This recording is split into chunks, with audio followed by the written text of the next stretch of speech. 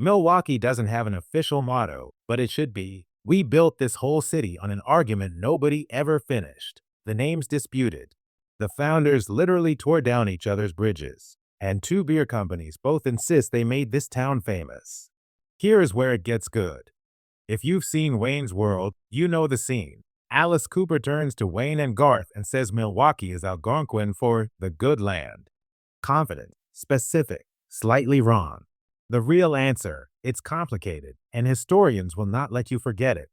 The name almost certainly comes from an Algonquian language. The debate is which one, and which of two very similar sounding words. One camp says it's from Anishinaabe, the language of the Ojibwe, Odawa, and Potawatomi, and the word is something like Minowaking, good land, good earth. Another camp points to a Meskwaki word, Maniwaki, meaning gathering place. Both groups traded and lived in the area. Both explanations are plausible. Neither is settled.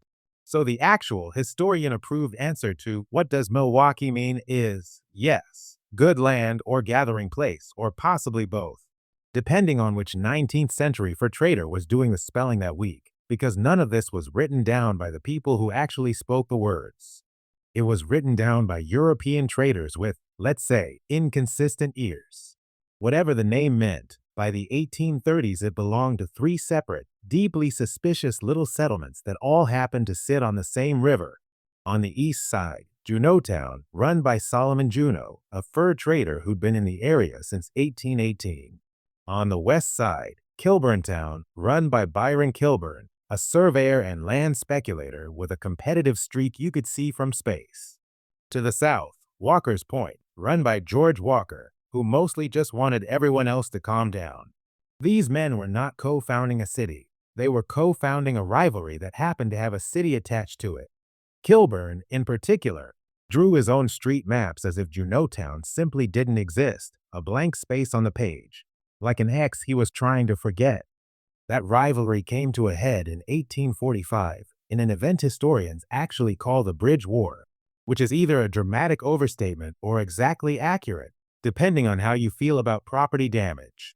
The setup, a handful of bridges connected the east and west sides across the Milwaukee River. Kilburn's side resented paying to maintain bridges that mostly benefited Juneau's side, so in May of 1845, Kilburntown residents took apart a county-funded bridge by hand and damaged another. Juneautown retaliated by destroying a bridge of their own and threatening a dam. By the time everyone calmed down, 4 of the area's 5 bridges were gone, and several people were seriously injured in the skirmishes. Nobody died, which, generously, we can call a win.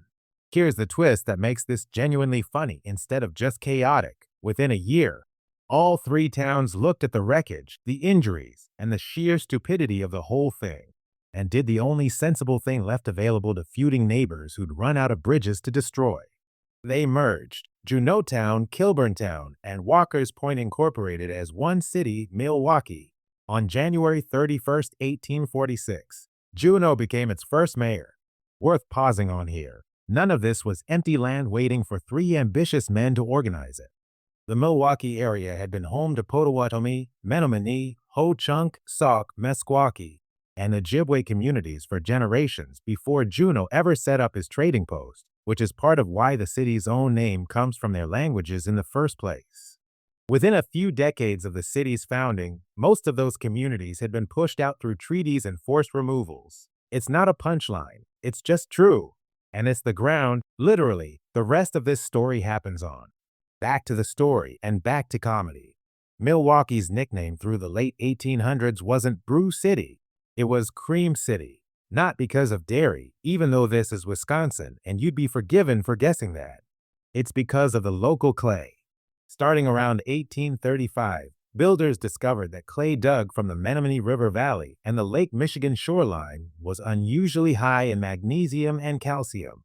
Fire it in a kiln, and instead of the classic brick red, it comes out a soft, buttery cream color. Before railroads made shipping cheap, Milwaukee built almost everything out of its own dirt, and the whole city ended up this one distinctive shade of pale gold. You can still see it today, a little sooty from a century of industry, but unmistakably cream. Speaking of industry, let's talk about beer, because Milwaukee did not become Brew City by accident. And the story starts, appropriately, with a workplace succession plan. In 1849, a German immigrant named August Krug opened a small brewery and tavern on what's now Juneau Avenue. A few years later, he hired a bookkeeper, another German immigrant, freshly arrived, named Joseph Schlitz. Krug died unexpectedly not long after. Schlitz then married Krug's widow, took over the business, and, with what we can only describe as remarkable branding instincts, renamed the whole operation after himself.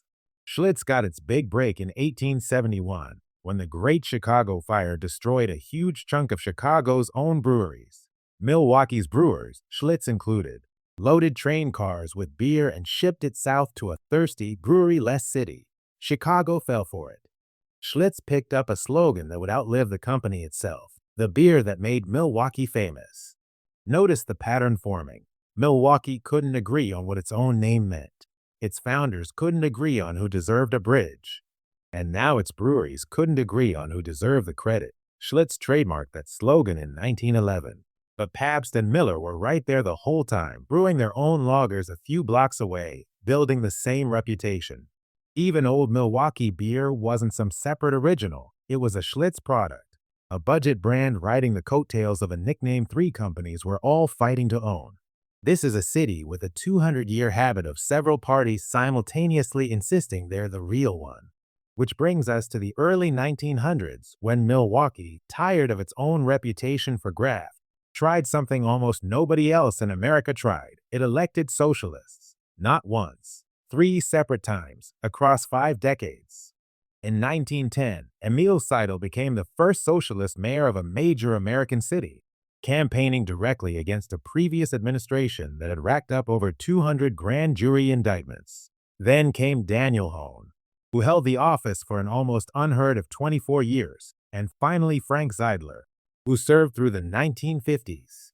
Here's the joke nobody had to invent. Critics dismissively nicknamed them the sewer socialists, meaning their whole platform boiled down to boring things like clean water, public parks, and functioning sewage treatment. The socialists basically shrugged and agreed. Emil Seidel himself later wrote, "Yes, we wanted sewers in the workers' homes, but we wanted much, oh, so very much more than sewers." Milwaukee took an insult about plumbing and turned it into 38 years of some of the most fiscally boring, corruption-free city government in American history. Boring, it turns out, was the point. It wasn't all tidy municipal accounting either.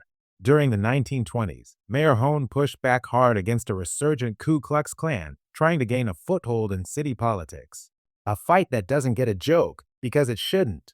So, what is Milwaukee? A name nobody can fully agree on, sitting on land 3 feuding land barons argued over until they ran out of bridges. Built from its own cream-colored dirt, made famous by beer companies that all claim the credit. Eventually run by socialists whose entire scandal was that the sewers worked. Every layer of this city's history is an argument that somehow ended in something built, brewed, or bricked. Maybe that's the real definition of good land gathering place, not a translation problem, but a description. A place where everyone showed up disagreeing and somehow left something standing anyway.